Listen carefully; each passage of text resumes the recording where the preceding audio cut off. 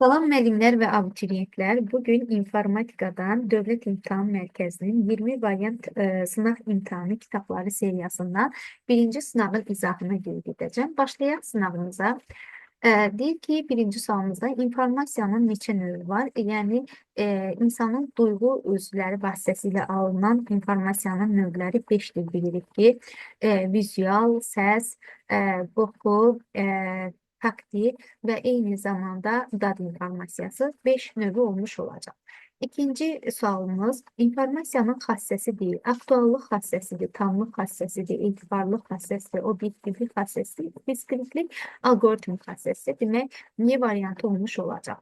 İnformasiyanın emal prosesi, informasiyanın deyil, buna diqqətli oluruq. Elektrik enerjisinin istehsalı deyil, kitabın ciftlənməsi deyil, elektron məktubların göndərilməsi, informasiyanın ötürülməsi, mətnin tərcümə edilməsi, bəli, informasiya emal prosesidir.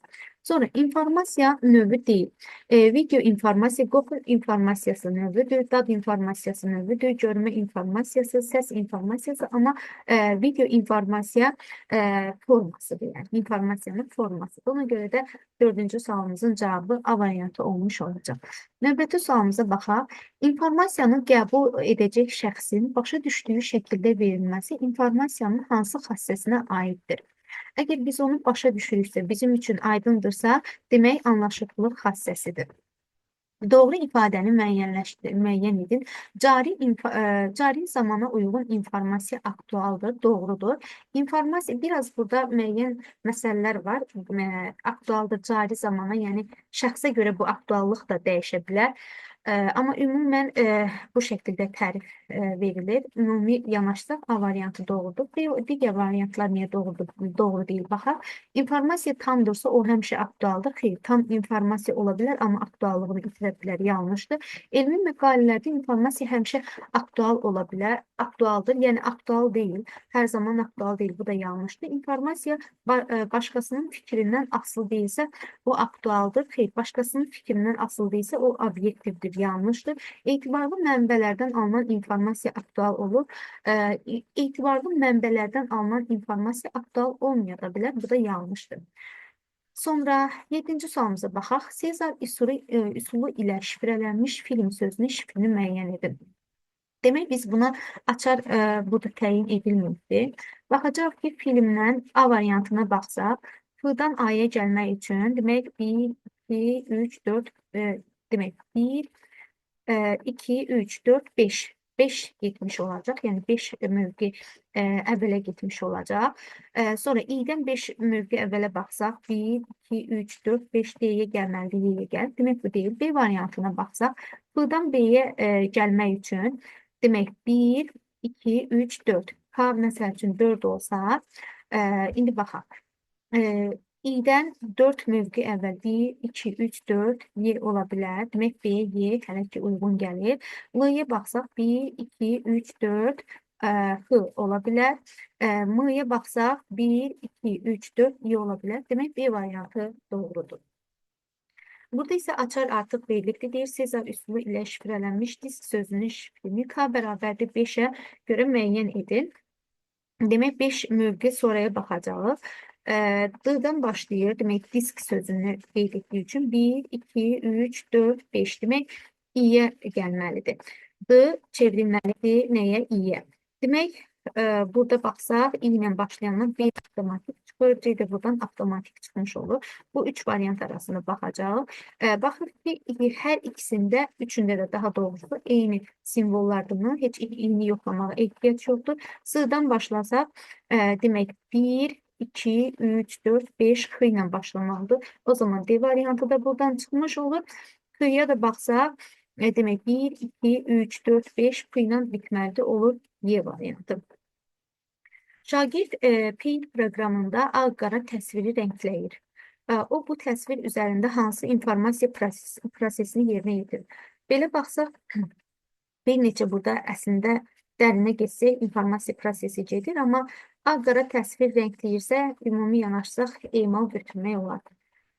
İnformasiyanın qrafiki təqdim olunmasına aid deyil, foto şəkildir, diaqramdır, sxemdir, çertyojdur. Bunlar qrafik təsvirə təqdim edilmə formasına aiddir. Amma səs yazısı qrafikə aid deyil. Hansı növ antivirus vaksinləşmə yolu ilə virusları aldadaraq proqramların yoluxmasını qarşısını ala bilər? Bunlar imzatorlardır. Bu da olacaq D variantı. Sonra növbəti sualımıza baxaq. İnformasiyanın kompleks mühafizə sisteminə aid deyil. Bu orta məktəb dərsliyində də var. A variantı proqram aparat təminatı aiddir, təşkilata aiddir, qanunverici aiddir, mühəndis texniki aiddir, şəxsi aid deyil. C variantı olmuş olacaq. Antivirus demək proqramı deyil. Contact Titanium, Avast, Backup, Doktor Web aiddir. Disk fragmented neydi? Utilitləri idi. Demək, faylların daha optimal şəkildə yerləşməsini təmin edirdi. Bu da olacaq D variantı. Uyğunluğu müəyyən edin. Əməliyyat sistemini yaxşı bilən və onun nüvəsini yenidən proqramlaşdıra bilən kompüter mütəxəssisləri xakerlərdir. Baxsaq burada 1-ə uyğun olacaq B variantı. Sonra müxtəlif proqramların üzünün çıxarılmasına qoyulan müdafiəni ləğv edə bilən, lakin proqramların zəif yerlərini araşdırıb tapa bilməyən mütəxəssislər. Buradan baxsaq, bunlar olacaq krekerlər. Buna uyğun olacaq C variantı. Sonra növbətiyə baxaq. Xakerlik sahəsində kifayət qədər biliyə malik olmayan, lakin digər xakerlərin utilitlərindən istifadə edərək kompüterləri təhlükəsizlik sisteminə ziyan verə biləcək mütəxəssislər, onlarda skript kidullardır. Bu da olacaq A variantı. Demək, hansı şəkildə oldu? B, C, A. B, C, A, E variantı doğru olmuş olacaq. 15-ci sualımıza baxaq. Deyir, bazar günü Arif dostunun evinə qonaq getdi. Dostu ona qarşıdakı dayanacaqdan avtobusa minib geri qayıda biləcəyini dedi. Arif dayanacaqda 3 fərqli nömrəli avtobus verdi və anladı ki, dostunun verdiyi informasiya ona geri qayıtmaq üçün qərar qəbul etməyi kifayət etmir. Demək, burada düzgün bir qərar qəbul etməyə kifayət etmirsə, qərar qəbul etməyə kifayət etmirsə, demək, bu informasiya tam informasiya deyil. Ona deyir ki, dostunun verdiyi informasiyanın hansı xassəsi ödənilmir. Əgər qərar qəbul etməyə kifayət edən informasiya varsa, burada tamlıq xassəsi ödənmiş olur. Amma burada deyir ki, qərar qəbul etməyə kifayət etmirsə, demək, informasiya tam deyil. Ona görə də C variantı tamlıq xassəsi ödənmir. Sonra cari zamana uyğun olan informasiya, aktual informasiya, ayrı-ayrı mənbələrdən eyni obyekt haqqında alınan və üst-üstə düşən informasiya etibarlı informasiya, başqasının fikrindən asılı olmayan informasiya, obyektiv informasiya, bu da olacaq Y. Demək, B, C, Y. Bu da oldu A variantı. 3-cü sualımız idi, 16-cı sualımız. 17-ci sualımıza baxaq. Kompüter viruslarından qorunma səviyyələrinə aiddir. Demək, virusların kompüterə daxil olmasının qarşısı alınır, bir doğrudur. Viruslar kompüterdə izlənilir, yanlışdır. Virusların növü təyin edilir, yanlışdır. Virus hücumlarının təsiri minimuma endirilir, doğrudur. Virus hücumlarının qarşısı alınır, bu da doğrudur. 1, 4, 5. Əslində səviyyələrə uyğun birinci gəlməlidir. Virusların kompüterə daxil olmasının qarşısı alınır. Bu birinci səviyyədir. Sonra ikinci səviyyədə virusların hücumlarının qarşısı alınır. Yəni bu 5-ci, ikinci səviyyə olacaq. İkinci səviyyə. Demək, burada virusların hücumlarının təsiri minimuma endirilir. Yəni 4-cü də olacaq 3-cü səviyyə. Burada ardıcıl səviyyə ilə verməyibdir. Sadəcə kompüter viruslarının qorunma səviyyələri deyil. Amma səviyyələr bu şəkildə getməlidir. Yenə də 1, 4, 5 doğru cavab götürür. İnformasiyanın biometrik mühafizə sistemlərinə aid ümumiyyətcə biometrik gözün üzəklik işası, ovuca görə tanınma, üzə görə tanınma, nitqin özəlliklərinə görə tanınma, barmaq izlərinə görə tanınma, yəni daktiloskopiya. İndi baxaq, burada deyir, gözün üzəklik işasının şəklinə görə tanınma doğrudur. Mənimlə və ümumiyyətlə abituriyentlər avucun temperaturuna görə ovuc sözün görən kimi tez tələsməyək, axıra qədər oxuyub, temperaturuna görə deyil, ovucun formasına görə, əlin formasına görə ola bilər. Burada mı deyib temperaturuna görə, bu yanlışdır. Nitqin özəlliklərinə görə bu doğrudur. Barmaq izlərinə görə doğrudur. Üzün rənginə görə deyil, üzün formasına görə, çizgilərinə görə, üz görən kimi yenə tez tələsmirik, axıra qədər oxuyub. Demək 1, 3, 4 B variantı doğru olmuş olacaq.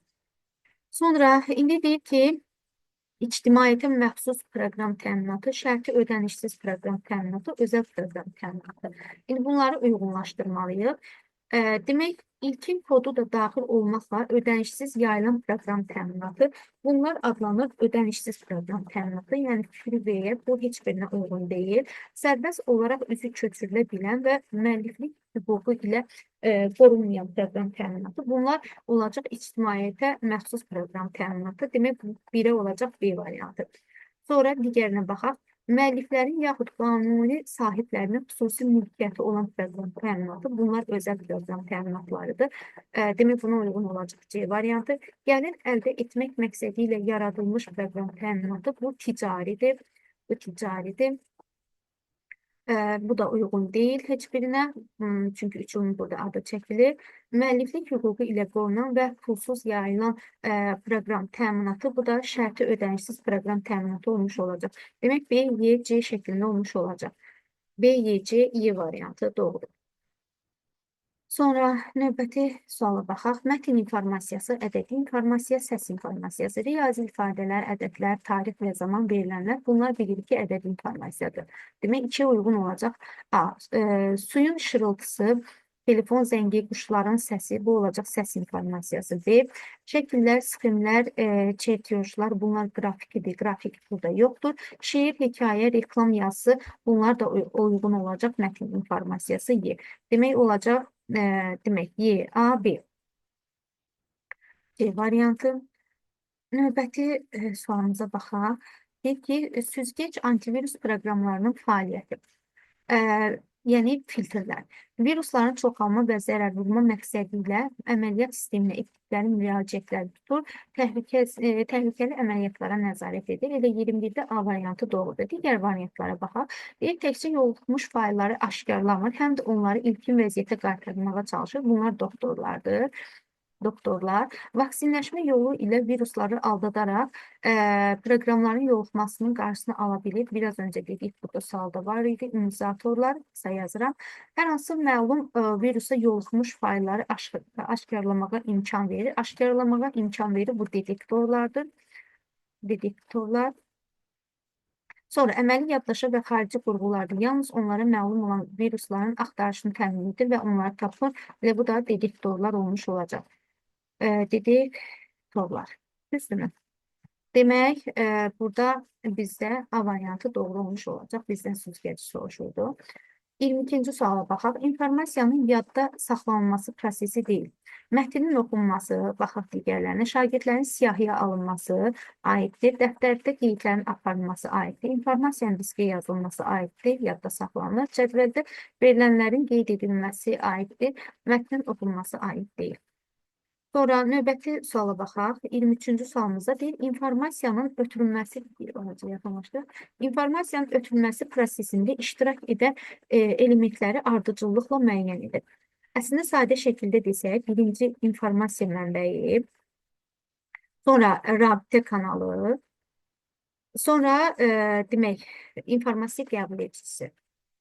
Amma tam geniş şəkildə yazsaq, yəni əslində belə sadə deyil də, informasiya mənbəyi, sonra kodlaşdırıcı qrupu, sonra rabitə kanalı, sonra dekodlaşdırıcı qrupu, sonra da informasiya qəbul edicisi. Demək, birinci burada nə gəldi? İnformasiya mənbəyi 3 gələcək. Sonra kodlaşdırıcı qrupu, demək 5 gələcək. Sonra demək, rabitə kanalı 2 gələcək. Sonra dekodlaşdırıcı qrupu 4 gələcək və informasiya qəbul edicisi 1 gələcək. 3, 5, 2, 4, 1 şəklində yazılmış olacaq. Sonra Troyan viruslarının növlərini müəyyən edir. Uzaqdan idarə etmə proqramları, sonra casuslar, reklam proqramları. Uzaqdan idarə etmə proqramları, yəni belə deyim, istifadəçinin kompüterini uzaqdan idarə etməyə imkan yaradır. Yəni bu şəkildə casuslar özəl olan məlumatları ötər, reklam proqramları isə reklam proqramları kimi proqramlara qoşulur. Demək, bu Troyan viruslarının növləridir. 1, 2, 5. 1, 2, 5. Sonra müəllim dərs izah edərkən şagirdlər hansı növ informasiya qəbul edir? Dərs izah edərkən, demək, görmə, bir də səs informasiyası. 1, 2 olmuş olacaq.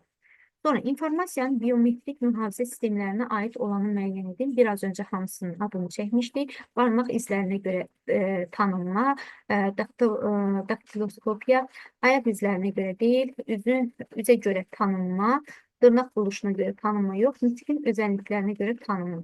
Demək, 1, 3, 5 olmuş olacaq. Uyğunluğu müəyyən edin. İnformasiyanın xassələri, informasiya prosesləri. Ötürülmə birlikli informasiya prosesi olmuş olacaq. Bu A.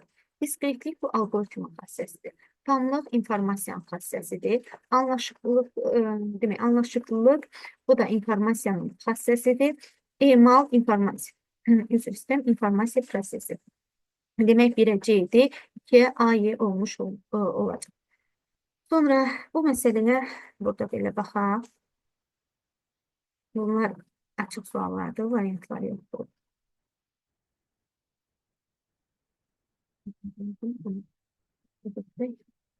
Deyir ki, Apple sözü K1, Home sözü isə K2 açarla siz üsulü ilə şifrələnərək uyğun olaraq bu ifadələr alınır. K1 və K2 açarlarının uyğun olaraq təyin edib. Yenidə K bərabərdir. K1 üstə gəlsin K2 qiymətinə uyğun table sözünün şifrini müəyyən edib. Demək, Apple sözüdür. Çevrilib nəyə? Bax, düzdürmü? A'dan E'ye keçibdir, düzdürmü? I'dan T'ye keçib. Bir dənəsinə baxsaq yeterlidir. A'dan demək gəlib Y'ye. 1, 2, 3, 4. Demək K1 nəyə bərabər olur? 4'ə. İndi baxıram Home'a. Home demək olur bu şəkildə. Bu şəkildə. I'dan I'yə gəlmək üçün baxıram ki 1, 2, 3. Demək K2'də nəyə bərabərdir? 3'ə bərabərdir. Sonra yenidən deyir ki, yeni qiymətə görə, K'nın yeni qiyməti bu ikisinin cəmidir. 4'ün üzərində 3 gələcəm, olacaq 7. Demək K bərabərdir 7. 7'yə görə table sözünü tapmalıyıq. Table'ın şifri 7'yə görə K'dan 7 bölgü gəldikdə 1, 2, 3, 4, 5, 6, 7. Demək bu olacaq A. Sonra A'dan gələndə 7 mövqü 1, 2, 3, 4, 5, 6, 7. Demək bu olacaq K. Sonra buradan 7 mövqü gəlsə 1, 2, 3, 4, 5, 6, 7. Bu olacaq İ. Demək 1, 2, 3, 4, 5, 6, 7 İ olmuş olacaq. Sonra L'dan gəlsək 1, 2, 3, 4, 5, 6, 7 S olacaq. E'dən gəlsək 1, 2, 3, 4, 5, 6, 7. Bu da olacaq L. Belə bir söz alınmış olacaq. Bunu deyib eksik. Demək 7'dən 7 mövqü 1, 2, 3, 4, 5, 6, 7 olacaq L. Belə bir şifrə alınmış oldu. Belə. Sonra növbəti suala baxaq.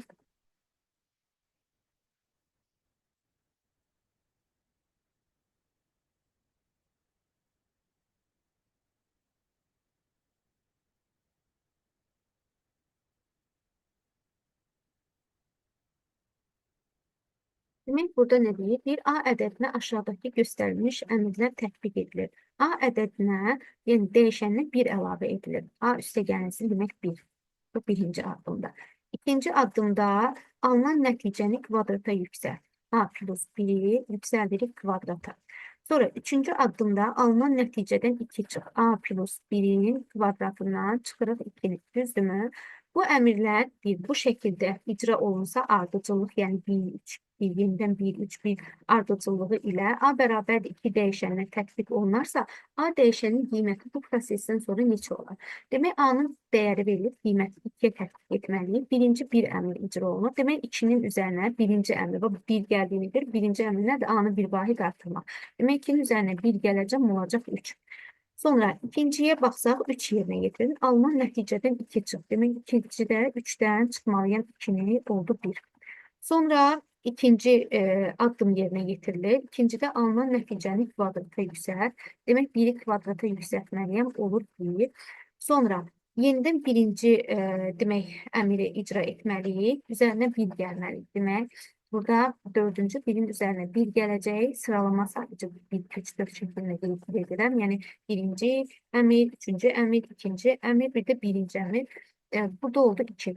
Sonra beşinci əmrdə yenə üçüncü əmr yerinə yetirməliyik. Alınan nəticədən 2 çıx. Demək, 2-dən yenidən 2 çıxmalıyıq. Bu oldu 0. Ən axırıncı 6-cı əmrdə isə yenidən 1-i icra etməliyik. Ədədin üzərinə 1 gəlməliyik. Demək, 6-cıda da 0-ın üzərinə 1 gəlməliyik, olur 1. Cavab da olur 1. Sonra növbəti suala baxaq.